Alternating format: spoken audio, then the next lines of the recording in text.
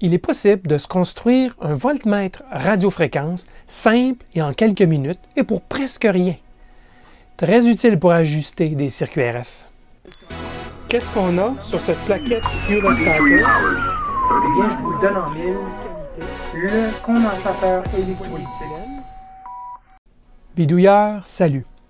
Un voltmètre radiofréquence, ou RF, est très utile pour mesurer et maximiser la sortie d'un oscillateur ou d'un étage d'amplification RF, par exemple. Sauf que le bidouilleur typique ou débutant n'a pas habituellement en sa possession un voltmètre RF, par exemple, comme celui-ci. Qu'à ce ne le tienne, je vous montre comment construire un voltmètre RF simple. Et ici, le mot « construire » est un peu fort, tellement le circuit est simple. En fait, on utilisera un multimètre aussi pour faire la mesure. Je vous l'explique d'abord sur le tableau blanc. L'idée est de redresser le signal RF à mesurer à l'aide d'une diode pour ensuite charger un condensateur à la tension redressée. Cette tension correspondra à la tension crête du signal RF reçu moins la chute de tension dans la diode. En connectant un multimètre réglé en voltmètre CC, on pourra mesurer cette tension en courant continu. Comme cette tension représente la valeur crête du signal RF, on y appliquera le facteur de conversion 0,707 pour obtenir la valeur RMS ou efficace, celle utilisée pour exprimer les tensions et puissances en radiofréquence. On utilise une diode Schottky dont la chute de tension directe est plus faible qu'une diode commune au silicium. En détection RF, c'est d'environ 100 mV. Je récapitule. La tension RF-RMS mesurée est égale à la tension courant continu lue sur le multimètre, à laquelle on ajoute la chute de tension de la diode. Le tout est multiplié par 0,707 pour ramener le résultat en RMS. Finalement, j'y ai rajouté une terminaison de 50 ohms, puisque la majorité des signaux RF accessibles sur câble coaxial nécessitent une terminaison de 50 ohms. On pourrait l'enlever, mais là, je ne garantis pas les mesures significatives, ni un bon fonctionnement du circuit qu'on est en train de mesurer. Côté assemblage, je propose d'utiliser un connecteur SMA femelle pour soutenir les pièces. Il y a deux résistances de 100 ohms qui, montées en parallèle, forment la terminaison de 50 ohms. Je vous suggère de souder les deux résistances de 100 ohms en premier. Allez-y doucement, car elles sont fragiles, elles peuvent facilement craquer. Par la suite, vous pourrez souder la diode et le condensateur.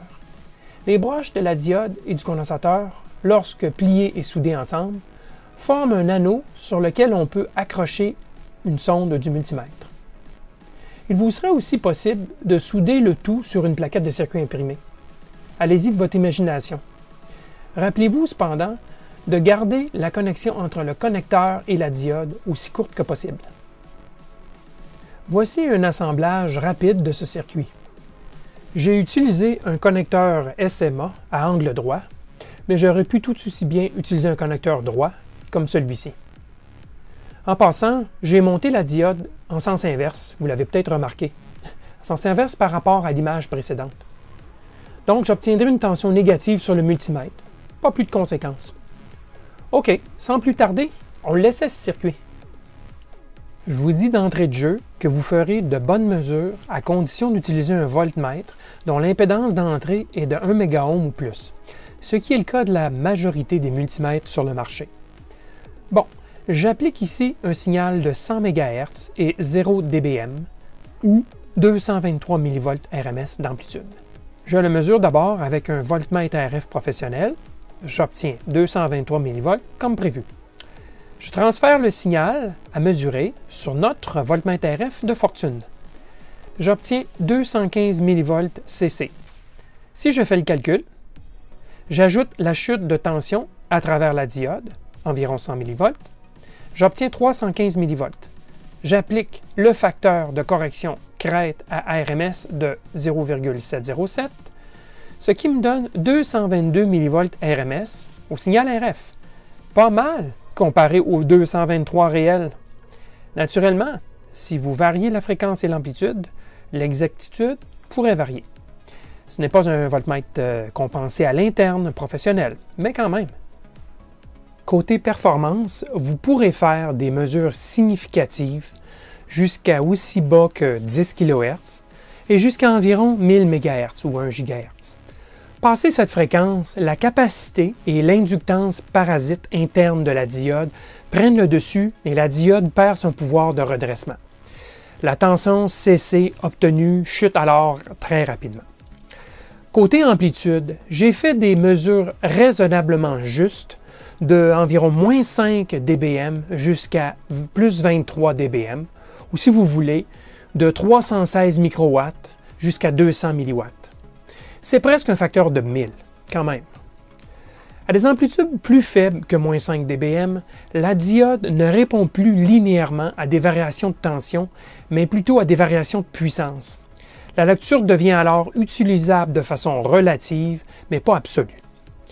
Donc, on pourrait par exemple l'utiliser pour maximiser la sortie d'un circuit en essai, mais pas pour faire une mesure précise.